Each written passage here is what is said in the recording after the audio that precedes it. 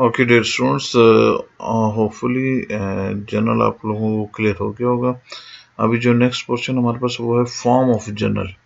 General का जो है फॉर्मेट, जो स्टैंडर्ड फॉर्मेट है वो क्या है। तो देखिए इसमें टोटल आपके पास 5 कॉलम्स हैं। ये कॉलम नंबर 4 है और ये कॉलम नंबर 5 है। तो टोटल 5 कॉलम्स है। पहले कॉलम में आपके पास क्या है, डेट है। सेकंड कॉलम में पार्टिकुलर्स हैं। थर्ड कॉलम में लेजर फोलियो है। फोर्थ कॉलम जो है वो डेबिट अमाउंट के लिए होता है और फिफ्थ कॉलम क्रेडिट अमाउंट के लिए होता है। अब इन सब का मकसद क्या है, कैसे रिकॉर्डिंग की जाती है, इसको हम लोग जो है ना वो देखते हैं। ठीक है, column number 1 is meant for writing the date of transaction. इसमें बेसिकली हमें क्या करना है, डेट ऑफ ट्रांजैक्शन। जैसे कि 2020 में एक ट्रांजैक्शन हुई है तो 2020 सबसे पहले आपने लिख देना है यहाँ पे। ठीक है, और वो लिखने के बाद आपने जो है ना वो डेट लिख देनी है। लेट्स सपोज अभी दिसंबर का मंथ है और 26 तारीख है, तो 26 तारीख को जो है ना वो एक ट्रांजैक्शन, एक मिनट पहले इसमें पहले मंथ आ जाएगा और मंथ के बाद जो है ना हम लोग क्या करेंगे, फिर इसको लिखेंगे, डे को लिखेंगे। ठीक है, तो पहले आ जाएगा दिसंबर। ठीक है, और दिसंबर के बाद कॉमा लग जाएगा और कॉमा के बाद आ जाएगा 26। ठीक है, फिर ट्रांजैक्शन खत्म होगी, फिर अगली जो है ट्रांजैक्शन वो 27 या वॉट जो भी डेट होगी उसके अकॉर्डिंग हम लोग लिखेंगे। ठीक है, अच्छा, column number 2 is used to record the names of 2 accounts affected by the transaction. Let's suppose हम पहली ट्रांजैक्शन ले लेते हैं जिसमें क्या होता है, कैश जिसमें डेबिट होता है।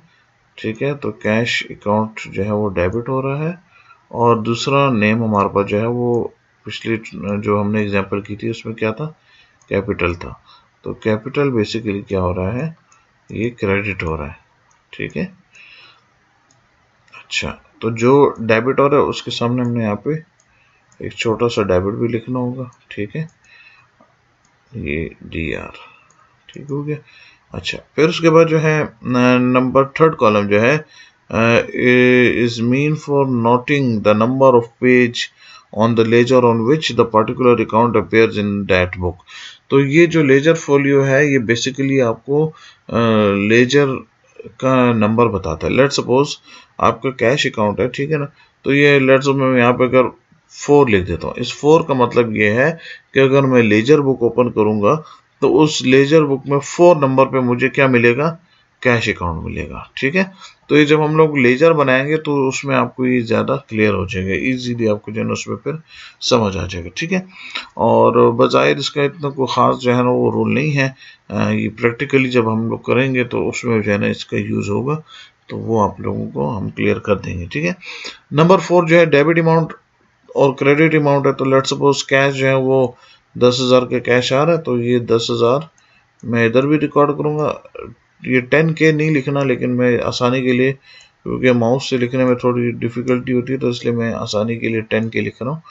तो देखें इस तरीके से रिकॉर्ड करनी है, डेबिट को यहाँ पे रिकॉर्ड करना है और क्रेडिट को इस तरीके से रिकॉर्ड करना है। ठीक है, तो आप लोगों को अगर याद हो एनालिसिस वाला पोर्शन जो मैंने कराया था आपको, तो उसमें भी इसी तरीके से हमने जो है ना वो अमाउंट्स लिखे थे, यहाँ सॉरी वहाँ पे अकाउंट्स लिखे थे, यहाँ पे हमने अमाउंट लिखे। ठीक है, अब नरेशन क्या देनी है, लेट सपोज ये अली का कारोबार है तो लिख देंगे यहाँ पे कि अली, या बल्कि मैं ऐसा कर लूँगा कि मैं ये आसान कर दूंगा इसको थोड़ा आप लोगों के लिए।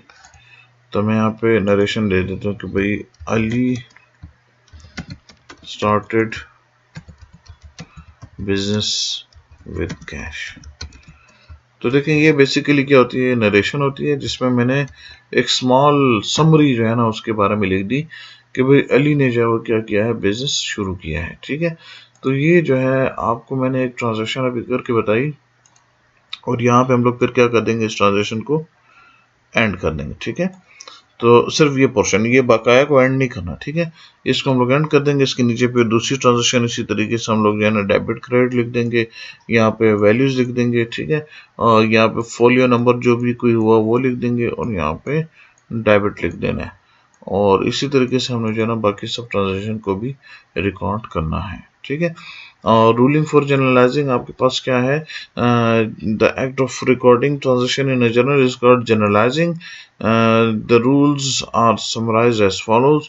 Use two separate lines for writing the name of two accounts concern in each transaction. Separate names की बात कर रहे हैं, सेपरेट लाइन्स की बात कर रहे हैं, तो देखें ये एक लाइन होगी और ये दूसरी लाइन होगी और तीसरी लाइन में फिर हमने नरेशन लिखी है, तो हमने सेपरेट लाइन्स यूज की. ठीक है, इस तरह ये एक लाइन, ये दूसरी लाइन. ठीक हो गया. दूसरी बात किसकी कर रहा है, write the name of debtor और account to be debited in the first line and the name of creditor or the account to be credited in the next line. ठीक है, तो कहते हैं कि जो चीज डेबिट हो रही है उसको पहले लिखना है और जो चीज क्रेडिट हो रही है उसको बाद में दूसरी लाइन में लिखना है. डेबिट को पहली लाइन में लिखना है, क्रेडिट को सेकंड लाइन में लिखना है. ठीक है, ऑलरेडी हम लोग इसको डिस्कस कर भी चुके हैं. उसके बाद जो है हमारे पास write the name of account to be debited close to the line starting the particular column and that of the account to be credited at a short distance. ठीक है, short distance ये देखिए मैं आपको बता देता हूँ, यहाँ पे होपफुली आपको थोड़ा सा डिस्टेंस ये नजर आ रहा होगा. There is some gap. ये गैप जो आपको नजर आ रहा है ये बेसिकली ये जनरलाइजिंग का रूल है, इसको रिकॉर्ड करने का ये तरीका कार है. ठीक है, ये कैश को जो है ना आपने बिल्कुल ये लकीर के साथ लिखना है और कैपिटल को देखें मैंने थोड़ा सा इसको आगे करके एक टैब देके 1 इंच के फासले पे मैंने इसको लिखा है. ठीक है, तो आपने भी थोड़ा सा फासला, ये असल में इसलिए ज़रूरी है कि आपको डेबिट और क्रेडिट में थोड़ी वजाहत क्लियर हो जाए कि आप अगर इसको देखेंगे जिसमें फासला होगा तो आपको खुद ही पता चलेगा सर ये तो क्रेडिट है. ठीक है, और जो बिल्कुल इस लाइन के साथ होगा वो डेबिट होगा. ठीक है, तो ये आपकी आसानी के लिए है कि आपको डेबिट और क्रेडिट की रिकॉर्डिंग में मुश्किल ना पेश आए. ठीक है, यह बात उसको यूज करने में मुश्किल पेश ना आए. ठीक है, use DR after each debit item and 2 before each credit item. ठीक है, the term CR after a credit item is unnecessary as if one account is debitor the other must be creditor. ठीक है, जो यहाँ पे हमने ये DR use किया है डेबिट के साथ, तो ये यही बात कर रहे हैं कि भाई यहाँ पे DR लिख दें और यहाँ पे आप लिख दें 2 कैपिटल. ठीक है, क्या लिखना है यहाँ पे 2 कैपिटल. मैं इसको जरा आप लोगों को क्लियर कर देता हूँ. ठीक है, ओके,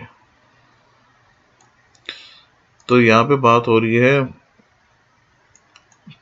2 कैपिटल CAPITAL. ठीक है, तो 2 कैपिटल लिख देना है. ठीक है, और कहते हैं कि भाई CR यहाँ पे जो है ना क्रेडिट के लिए लिखने की कोई जरूरत नहीं है क्योंकि अगर एक डेबिट है तो डेफिनेटली दूसरा क्या होगा, क्रेडिट होगा. ओके, सो नेक्स्ट हमारे पास जो है इसमें है two separate one entry from another entry, a line is drawn below every entry to cover particular column only. ठीक है, the line does not extend to the amount column. जो बात मैंने आपको बताई वही बात यहाँ पे भी कह रहे हैं कि जो लाइन है वो सिर्फ यहाँ से इधर तक आनी चाहिए, अमाउंट लेजर फोलियो उन तक जो है ना या डेट तक की लाइन नहीं जानी चाहिए. ठीक है, तो ये जनरलाइजिंग के रूल है. और उसके बाद जो है ना नेक्स्ट हमारे पास इलस्ट्रेशंस हैं. फिर तो इलस्ट्रेशंस को हम लोग जो है ना इंशाल्लाह नेक्स्ट क्लास में परफॉर्म करेंगे. होपफुली आप लोगों को ये क्लियर होगा. If you have any issue so you can come to university as well as you can contact me on my Facebook and WhatsApp. So and you have my number, so you can call me anytime. Thank you so much. Assalamu alaikum.